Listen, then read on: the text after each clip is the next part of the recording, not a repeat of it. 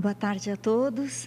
Gostaria, primeiramente, de agradecer à professora Rani e à organização da FAUSP pela oportunidade, né? Muito importante esse seminário, então nós estamos muito felizes em participar. Bom, falando de estudo de caso, né, nós vamos apresentar a simulação da propagação sonora da linha 13 JADE, da CPTM. Esse estudo foi feito em 2014, né? Ainda quando a linha 13 era só estava em projeto, né? Então, na verdade, a CLB foi contratada pelo consórcio de empresas que estava fazendo o projeto da linha 13, e justamente para fazer um estudo da simulação sonora, né, da propagação sonora, quando a linha 13 estivesse operante, né? Bom, para quem não é de São Paulo ou não conhece, a linha 13, ela une a estação Engenheiro Goulart, né, que faz parte da linha 12 Safira, e até o Aeroporto Internacional de Guarulhos. Ela foi inaugurada a questão de, acho que ainda esse ano, né, há alguns meses atrás, né? E, bom, ela se inicia em superfície, paralela à linha 12, e depois ela faz uma curva à esquerda e segue elevada, alcançando até 20 metros do piso, né? Bom, a linha 13, então, o que a gente pode falar assim, de mais característico da região, né, que ela está, é que ela cruza duas rodovias, a Dutra e a Ayrton Senna, e também ela segue paralela, né, por cima de uma via muito movimentada, que é a Hélio Smith, né? Então, é um ambiente já muito ruidoso, né? Bom, inicialmente, então, o estudo se iniciou, claro, por medições de ruído ambiental, né, ou ruído residual, que foram selecionados 10 pontos de medição. Esses pontos foram determinados pela CETESB, né? E, então, estão elencados, vão desde a estação Engenheiro Goulart, a Avenida Cis Ribeiro, que é uma área residencial, a USP Leste, em 2 pontos, né, Passarela e Campos, um ponto intermediário, que é próximo ao presídio, edifício garagem, SECAP, que é um condomínio. Todos esses pontos até o 7 são na margem direita, ou no lado direito da linha, né, indo para o aeroporto. E o ponto 8, SECAP, que é um condomínio residencial, o Hospital de Guarulhos e a estação aeroporto, são do lado esquerdo da linha.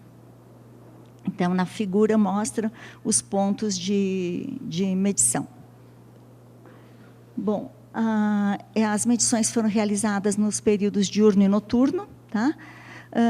E foram a primeira, vamos dizer, etapa do estudo.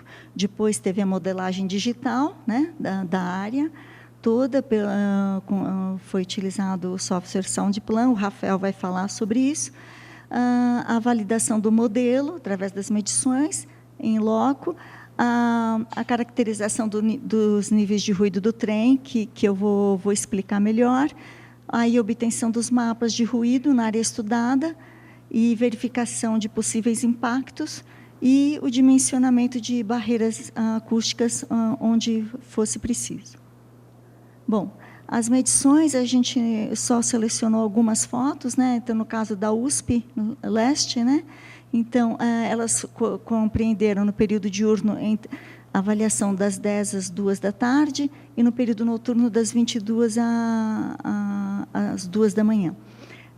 Foi adotada a metodologia prevista pela decisão de diretoria da CETESB, em que você tem que avaliar 10 minutos contínuos, né, o nível de pressão sonora, e comparar o nível equivalente dos 5 primeiros minutos com o nível equivalente dos 10 minutos, né, da medição contínua. Caso esses 2 níveis equivalentes estejam compreendidos no intervalo de menos de meio dBA, então a medição é válida. Caso, se não acontecer isso, o intervalo for maior, você prolonga por mais 5 minutos, e daí, então, se caso dê certo, meio dBA de diferença, a medição é validada, caso contrário, tem que fazer uma nova avaliação, tá? Bom, e aí, então, as fotos, né? Bom, então, aqui a tabela 1 mostra os níveis de ruído, né, níveis de pressão sonora medidos, né, em cada um desses 10 pontos, tá? E já aparece também os níveis simulados na segunda coluna numérica, né, e a diferença. Então, observem que na validação ou calibração do modelo, a gente considerou uma diferença entre o medido e o simulado de no máximo 2 dB. Bom, para a caracterização da fonte emissora, né, que é a linha de trem, então, nós precisávamos caracterizar o trem passando em velocidade relativamente elevada, né? Por quê? Porque acredito que ainda não seja o caso. Quando a linha 13 foi inaugurada, ela estava trafegando com 50 km por hora, e parece que agora está um pouco mais, entre 60, não sei se 70. Mas, na ocasião que nós fizemos o estudo, foi nos solicitado que a gente adotasse, em termos de projeto, a velocidade de 90 km por hora, né? Que acho que eles pretendem, talvez, né, que a linha opere nessa velocidade. Então, como o nível de ruído do trem ele é diretamente proporcional ao parâmetro velocidade, então nós calculamos, né, para isso. Mas, enfim, então a gente precisava pegar as leituras num trecho reto, que foi a linha 9, próxima à estação Ceasa, que fica paralela faz o sentido Grajaú-Osasco, né, e vice-versa. Então, e aí o trem monitorado foi foram vários, né, CAF 7000, que são os mesmos trens que passam na linha 13, né, que trafegam lá. E a nossa metodologia foi a seguinte: nós monitoramos continuamente 1h30, tá? Das 7 da manhã às 8h30, alguma coisa assim, foi no período da manhã, e adotamos, em termos de metodologia de medição, o que dispõe a ISO 3095, tá? De 2013, que trata justamente de Railway Noise Measurements, né?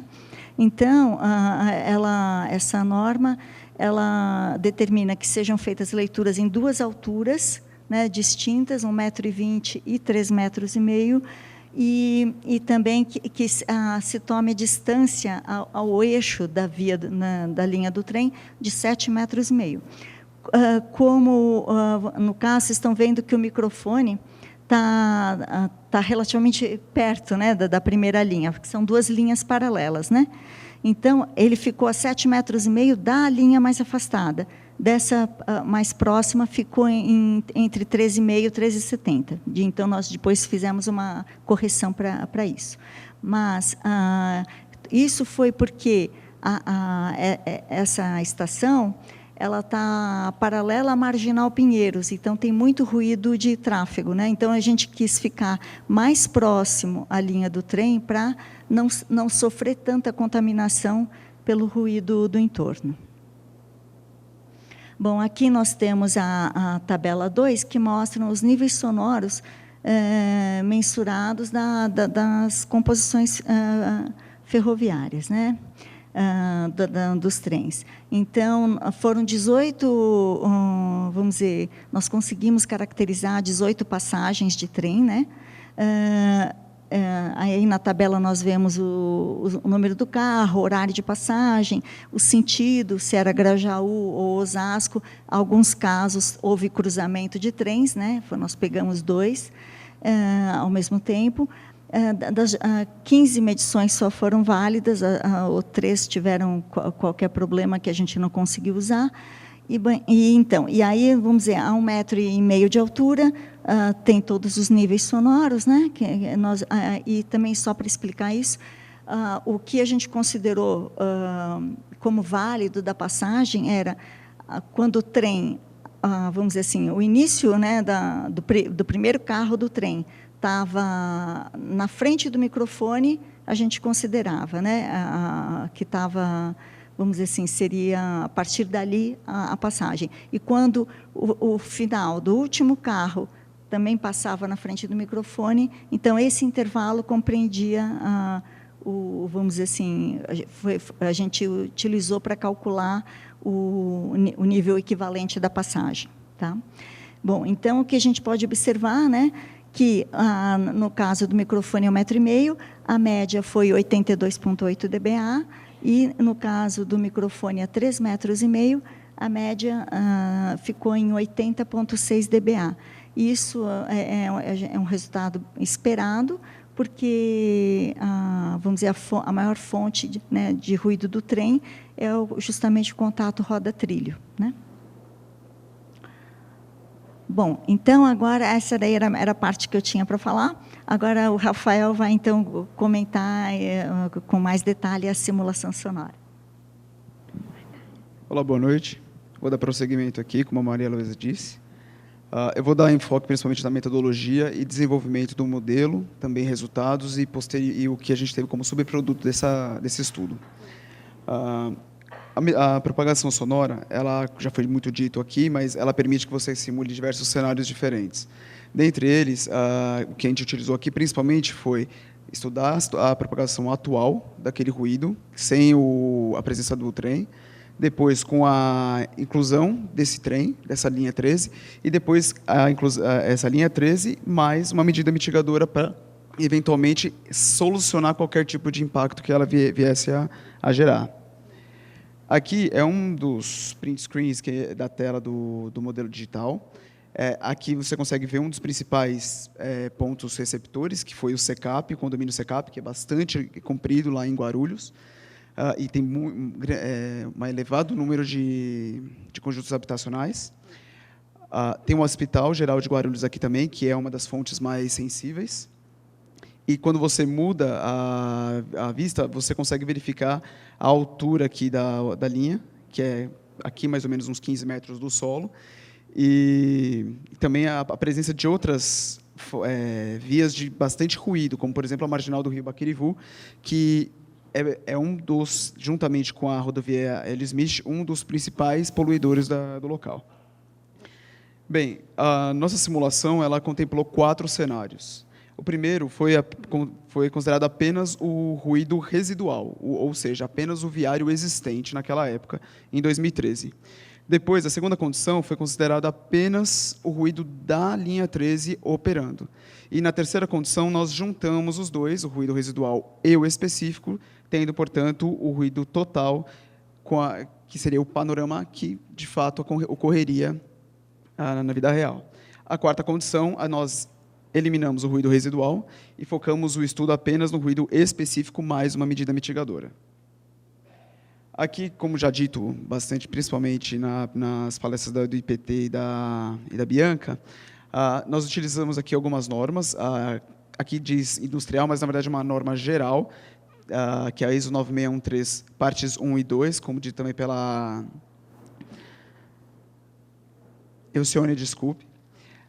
Também ela advoga sobre o cálculo de absorção do ar. A rodoviária foi a RLS 90, que aqui para o Brasil vários estudos têm indicado que é a mais apropriada, e a ferroviária a SHOL 03, que também, na época, em estudos, indicava ser a mais apropriada para a nossa realidade. Outros parâmetros importantes é a altura do solo, que foi de 1,5 metro, e a malha escolhida foi de 10 metros, apontada pelo guideline europeu como a grelha ideal para planejamento urbano. E aqui está o nosso primeiro produto. Aqui a gente só versa, na condição 2013, sobre o ruído residual, ainda sem o trem. Essa região aqui nós temos a USP Leste como principal receptor, e aqui embaixo nós temos núcleos de residenciais. Aqui, nesse trecho de baixo, quando nós vemos no segundo mapa, nós vemos que tem já um acréscimo de uma nova linha aqui, junto à avenida, e depois essa linha ela segue para frente. Essa é a linha 13. Então, nós temos duas condições, sem a linha 13 e com a linha 13. E observa-se que o principal impactado nessa situação é a USP Leste, que tem aqui os seus níveis, principalmente aqui no interior dela, um pouquinho elevados, chegando ali no intervalo de 60 a 65 dB. Esse trecho aqui, que a Maria Luísa mostrou, esse daqui a gente chama de trecho 2, e o próximo é o trecho 3. Esse trecho 3 é um pouco mais distante daquele, atravessando o rio, e aqui nós temos o condomínio Secap, como eu disse, o Hospital Geral de Guarulhos, e temos alguns hotéis aqui próximos, como, por exemplo, esse que eu agora, se não me engano, é o Marriott, e o Hotel Pullman. Aqui nós verificamos sem a linha 13 e depois aqui com ela adicionada, junto da Hélio Smith. Nessa análise, também nós separamos, então, o ruído, como dito anteriormente. E a gente consegue verificar o impacto apenas da linha de trem, no trecho 2, nessa primeira imagem. A USP Leste está aqui, e verifica-se que essa cor aqui, ocre, está entre 60 e 65 dB. Então, apenas a linha do trem operando já impactaria a USP Leste, principalmente na fachada frontal deste prédio mais próximo, entre 60 e 65 dB. A CETESB pede aqui para escolas que seja abaixo de 58.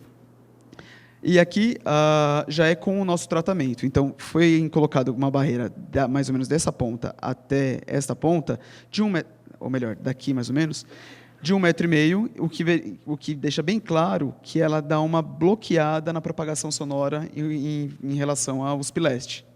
O mesmo efeito, e até mais observado, no trecho 3, onde você tem aqui, sem nenhum tipo de tratamento, o ruído apenas da linha 13, e depois, já com uma barreira colocada desse ponto até esse ponto, com 1,5 metro de altura, protegendo o Residencial Secap e o Hospital Geral de Guarulhos. Esses resultados podem ser ainda melhor visualizados quando nós estudamos a seção transversal. E aqui a gente consegue verificar que, antes da barreira, a propagação é simétrica da linha 13 e conseguir impactar os Leste aqui com aqueles níveis anteriormente citados. Após a barreira, nós reduzimos isso para 55 a 60. Na verdade, o nível mesmo foi de 56,7. Como é um intervalo de 5 dB, ele não tem, aqui pelo menos nós trabalhamos com um intervalo de 5 dB, não mostra esse nível de resolução. E aqui nós temos do trecho 3 em relação ao residencial Secap. E aqui, considerando tanto o ruído das rodovias existentes mais a linha 13, depois excluindo as rodovias existentes e deixando apenas a linha 13, e depois a linha 13 com a barreira. Então, é visível o quanto essa barreira consegue bloquear a propagação sonora da operação dessa linha em direção ao condomínio Secap, reduzindo os níveis que antes chegavam de 55 a 60 para agora entre 45 e 50. Essa é a tabela que mostra esses números na prática, o que nós obtivemos, e na USP, principalmente a fachada frontal, teve uma redução de até 7,6 dB, no hospital da fachada frontal de até 7,4 e no Secap de até 7,6 também. Nós buscamos atender os critérios expostos pela CETESB 389/2010, que é específica para fontes lineares de tráfego, e aqui ela especificava esses níveis para via de tráfego nova, 50, 55, 58, período noturno. Apenas para complementar, esse foi o projeto, um subproduto do nosso estudo, onde nós juntamente com a CPTM, desenvolvemos uma barreira acústica na lateral, de forma que não tenha nenhum tipo de interferência com a via e qualquer outro tipo de aparelhagem. Essas são as tipologias de barreira que nós desenvolvemos e totalizou mais ou menos quase 2,2 km de barreira acústica. Por fim, conclui-se que o mapeamento sonoro é uma ferramenta muito importante. Ela faz a diferença, principalmente quando você tem um cenário muito poluído, você consegue estudar qual que é o impacto individual daquela fonte de estudo, o que muitas vezes, em loco, é difícil de se constatar. E, ao mesmo tempo, conseguir ter maior assertividade no tipo do tratamento, que, no nosso caso, foi barreira acústica, mas poderiam ter sido outros tipos também. E, por fim, nesse caso em específico, nós conseguimos, junto com essas barreiras, atender o critério da CETESB em sua totalidade, adequando a operação do mesmo. Aqui nossas referências utilizadas, e muito obrigado.